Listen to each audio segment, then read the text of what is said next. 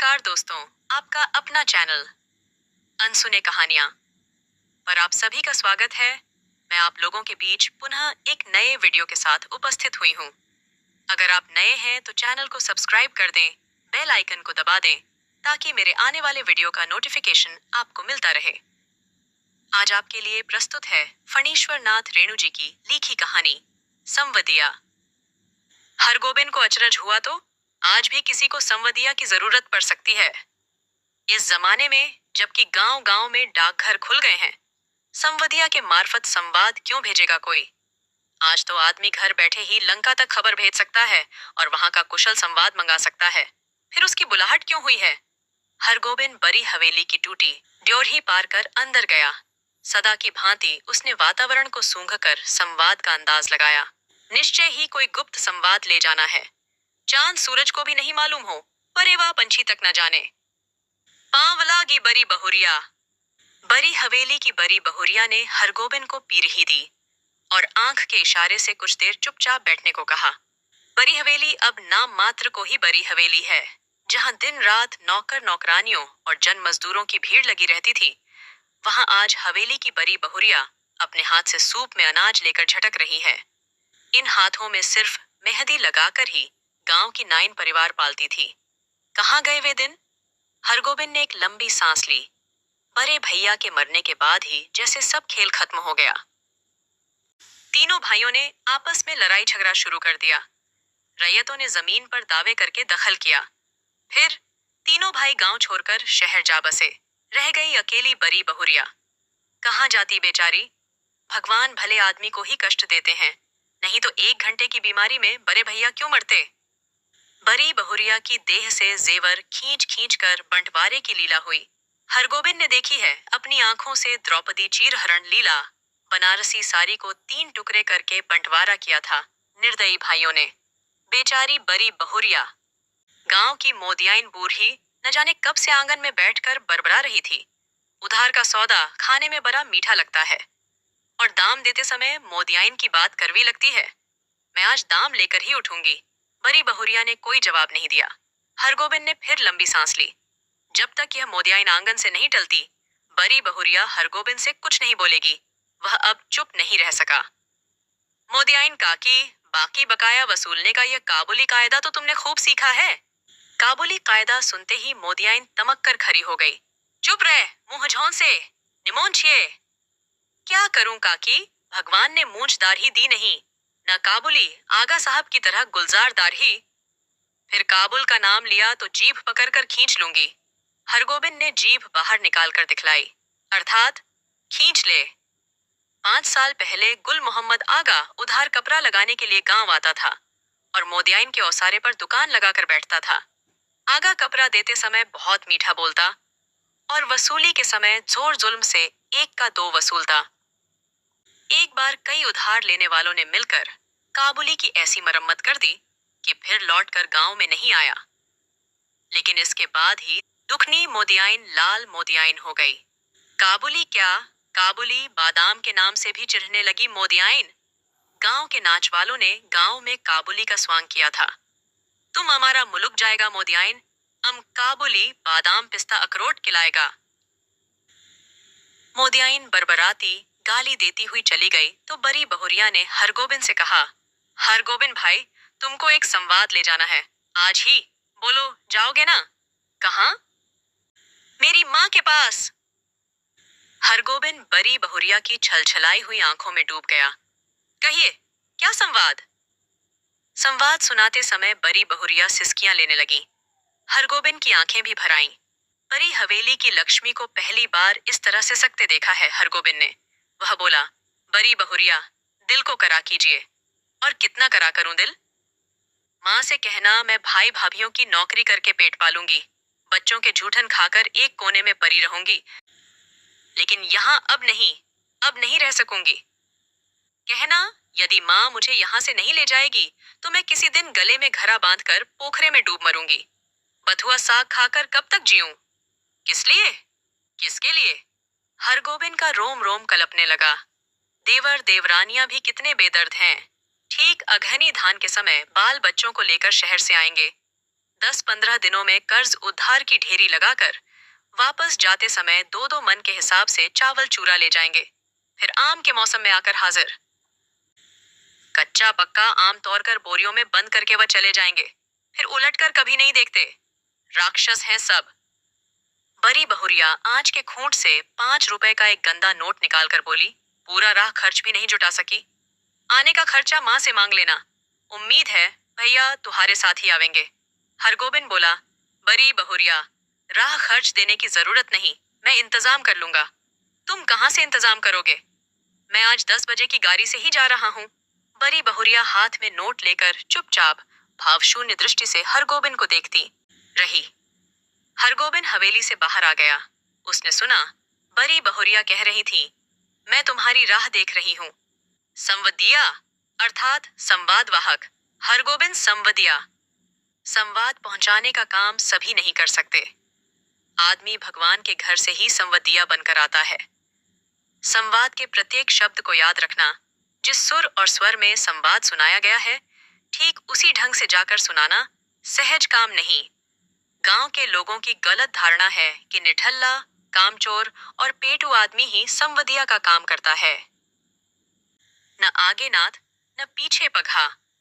बिना मजदूरी लिए ही जो गांव गांव संवाद पहुंचावे, उसको और क्या कहेंगे? औरतों का गुलाम। जरा सी मीठी बोली सुनकर ही नशे में आ जाए, ऐसे मर्द को भी भला मर्द कहेंगे? किंतु गांव में कौन ऐसा है जिसके घर की माँ बहू बेटी का संवाद हरगोबिंद ने नहीं पहुंचाया है? लेकिन ऐसा संवाद पहली बार ले जा रहा है वह। गाड़ी पर सवार होते ही हरगोबिंद को पुराने दिनों और संवादों की याद आने लगी। एक करुण गीत की भूली हुई करी। फिर उसके कानों के पास गूंजने लगी, पैया परूं दाढ़ी धरूं, हमरी संवाद ले ले जाहू रे संवदिया। बड़ी बहुरिया के संवाद का प्रत्येक शब्द उसके मन में कांटे की तरह चुभ रहा है। किसके भरोसे यहाँ रहूंगी? एक नौकर था, वह भी कल भाग गया। गाय खूंटे से बंधी भूखी प्यासी ही कर रही है। मैं किसके लिए इतना दुख झेलूं? हरगोबिंद ने अपने पास बैठे हुए एक यात्री से पूछा। क्यों भाई साहेब, थाना बेहपुर में सभी गाड़ियां रुकती हैं या नहीं? यात्री ने मानो कुढ़कर कहा, थाना बेहपुर में सभी गाड़ियां रुकती हैं। हरगोबिंद ने भांप लिया, यह आदमी चिड़चिड़े स्वभाव का है, इससे कोई बातचीत नहीं जमेगी। वह फिर बड़ी बहुरिया के संवाद को मन ही मन दोहराने लगा। लेकिन संवाद सुनाते समय वह अपने कलेजे को कैसे संभाल सकेगा? बड़ी बहुरिया संवाद कहते समय जहां जहां रोई है, वहां भी रोएगा। कटिहार जंक्शन पहुंचकर उसने देखा 15-20 साल में बहुत कुछ बदल गया है। अब स्टेशन पर उतरकर किसी से कुछ पूछने की कोई जरूरत नहीं। गाड़ी पहुंची और तुरंत भोंपे से आवाज अपने आप निकलने लगी, थाना बेहपुर, खगरिया और बरौनी जाने वाली यात्री 3 नंबर प्लेटफॉर्म पर चले जाएं, गाड़ी लगी हुई है। हरगोबिंद प्रसन्न हुआ। कटिहार पहुंचने के बाद ही मालूम होता है कि सचमुच सुराज हुआ है। इसके पहले कटिहार पहुंचकर किस गाड़ी में चढ़ें और किधर जाएं, इस पूछताछ में ही कितनी बार उसकी गाड़ी छूट गई है। गाड़ी बदलने के बाद फिर बड़ी बहुरिया का करुण मुखरा उसकी आंखों के सामने उभर गया। हरगोबिंद भाई, माँ से कहना, भगवान ने आंखें फेर ली, लेकिन मेरी माँ तो है। किस लिए, किसके लिए मैं बथुआ की साग खाकर कब तक जीऊं?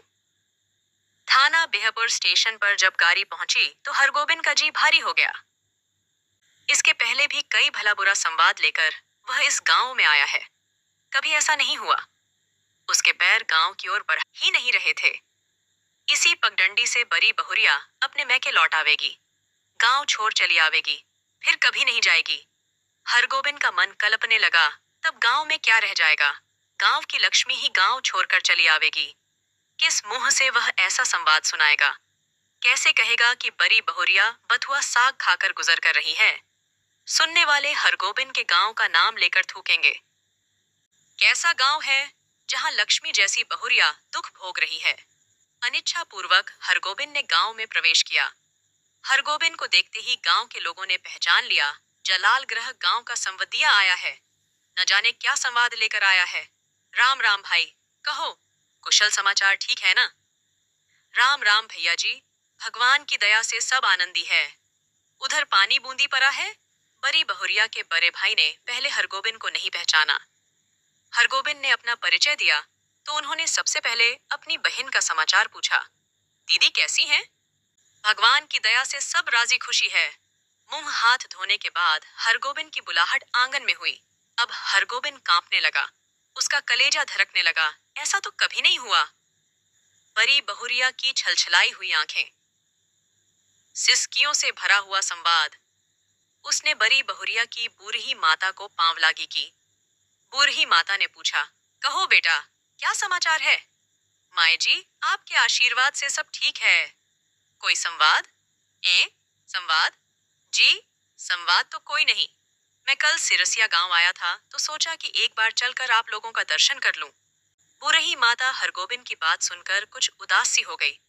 तो तुम कोई संवाद लेकर नहीं आए हो? जी नहीं, कोई संवाद नहीं। ऐसे बड़ी बहुरिया ने कहा है कि यदि छुट्टी हुई तो दशहरा के समय गंगा जी के मेले में आकर माँ से भेंट मुलाकात कर जाऊंगी। बूढ़ी माता चुप रही। हरगोबिंद बोला, छुट्टी कैसे मिले? सारी गृहस्थी बड़ी बहुरिया के ऊपर ही है। बूढ़ी माता बोली, मैं तो बबुआ से कह रही थी कि जाकर दीदी को लेवा लाओ, यहीं रहेगी। वहां अब क्या रह गया है? जमीन जायदाद तो सब चली ही गई। तीनों देवर अब शहर में जाकर बस गए हैं। कोई खोज खबर भी नहीं लेते। मेरी बेटी अकेली। ना नहीं माए जी, जमीन जायदाद अभी भी कुछ कम नहीं। जो है वही बहुत है। टूट भी गई है तो आखिर बड़ी हवेली ही है। सवांग नहीं है, यह बात ठीक है, मगर बड़ी बहुरिया का तो सारा गांव ही परिवार है। हमारे गांव की लक्ष्मी है बड़ी बहुरिया। गांव की लक्ष्मी गांव को छोड़कर शहर कैसे जाएगी? यूं देवर लोग हर बार आकर ले जाने की जिद करते हैं। बूढ़ी माता ने अपने अपने हाथ हरगोबिंद को जलपान लाकर दिया। पहले थोड़ा जलपान कर लो बबुआ। जलपान करते समय हरगोबिंद को लगा, बड़ी बहुरिया दालान पर बैठी उसकी राह देख रही है। भूखी, प्यासी। रात में भोजन करते समय भी बड़ी बहुरिया मानो सामने आकर बैठ गई। कर्ज उधार अब कोई देते नहीं। एक पेट तो कुत्ता भी पालता है, लेकिन मैं? माँ से कहना। हरगोबिंद ने थाली की ओर देखा। भात दाल, 3 किस्म की भाजी, घी, पापड़, अचार।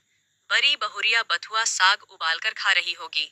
बूढ़ी माता ने कहा, क्यों बबुआ, खाते क्यों नहीं? माए जी, पेट भर जलपान जो कर लिया है। अरे, जवान आदमी तो 5 बार जलपान करके भी एक थाल भात खाता है। हरगोबिंद ने कुछ नहीं खाया। खाया नहीं गया। संवदिया डटकर खाता है और अफर कर सोता है, किंतु हरगोबिंद को नींद नहीं आ रही है। यह उसने क्या किया? क्या कर दिया? वह किस लिए आया था? वह झूठ क्यों बोला? नहीं, सुबह उठते ही वह बूढ़ी माता को बड़ी बहुरिया का सही संवाद सुना देगा। अक्षर अक्षर। माया जी, आपकी एकलौती बेटी बहुत कष्ट में है। आज ही किसी को भेजकर बुलवा लीजिए, नहीं तो वह सचमुच कुछ कर बैठेगी। आखिर किसके लिए वह इतना सहेगी?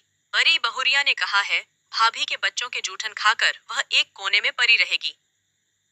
रात भर हरगोबिंद को नींद नहीं आई।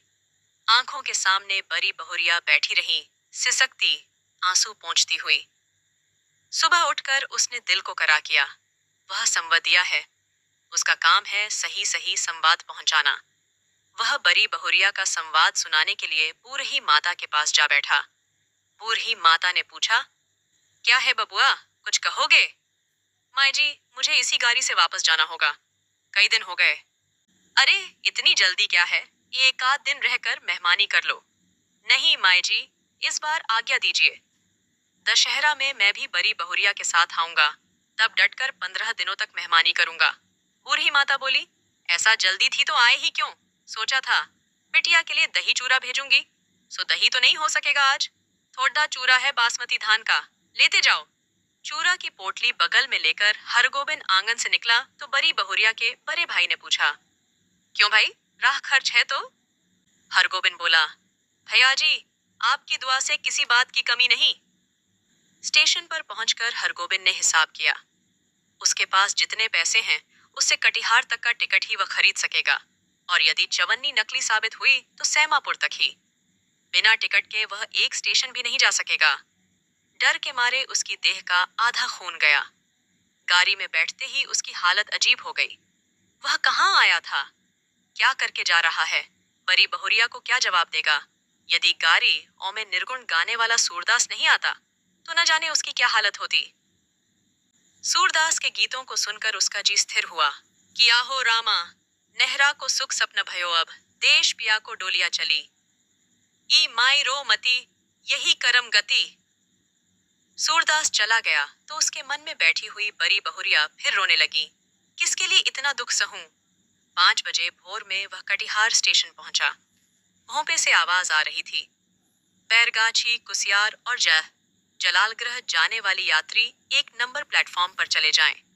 हरगोबिंद को जलालगृह स्टेशन जाना है, किंतु वह 1 नंबर प्लेटफॉर्म पर कैसे जाएगा? उसके पास तो कटिहार तक का ही टिकट है। जलालगृह 20 कोस। बड़ी बहुरिया राह देख रही होगी। 20 कोस की मंजिल भी कोई दूर की मंजिल है? वह पैदल ही जाएगा। हरगोबिंद महावीर विक्रम बजरंगी का नाम लेकर पैदल ही चल पड़ा। 10 कोस तक वह मानो बाई के झोंके पर रहा। कस्बा शहर पहुंचकर उसने पेट भर पानी पी लिया। पोटली में नाक लगाकर उसने सूंघा। आहा, बासमती धान का चूरा है। माँ की सौगात बेटी के लिए? नहीं, वह इससे एक मुट्ठी भी नहीं खा सकेगा। किंतु वह क्या जवाब देगा बड़ी बहुरिया को? उसके पैर लड़खड़ाए। ऊहू, अभी वह कुछ नहीं सोचेगा। अभी सिर्फ चलना है, जल्दी पहुंचना है गांव। बड़ी बहुरिया की डबडबाई हुई आंखें उसको गांव की ओर खींच रही थीं। मैं बैठी राह ताकती रहूंगी। 15 कोस। माँ से कहना, अब नहीं रह सकूंगी। 16, 17, 18। जलालगृह स्टेशन का सिग्नल दिखाई पड़ता है। गांव का तार सिर ऊंचा करके उसकी चाल को देख रहा है। उसी तार के नीचे बड़ी हवेली के दालान पर चुपचाप टकटकी लगाकर राह देख रही है बड़ी बहुरिया भूखी प्यासी। हमरो संवाद ले ले जाहू रे संवदिया। लेकिन यह कहाँ चला आया हरगोबिंद? यह कौन गांव है? पहली सांझ में ही अमावस्या का अंधकार। किस राह से वह किधर जा रहा है? नदी है? कहाँ से आ गई नदी? नदी नहीं, खेत है। ये झोंपड़े हैं या हाथियों का झुंड? तार का पैर किधर गया? वह राह भूलकर न जाने कहाँ भटक गया। इस गांव में आदमी नहीं रहते क्या? कहीं कोई रोशनी नहीं? किससे पूछे? वह रोशनी है या आंखें? वह खरा है या चल रहा है? वह गाड़ी में है या धरती पर? हरगोबिंद भाई आ गए?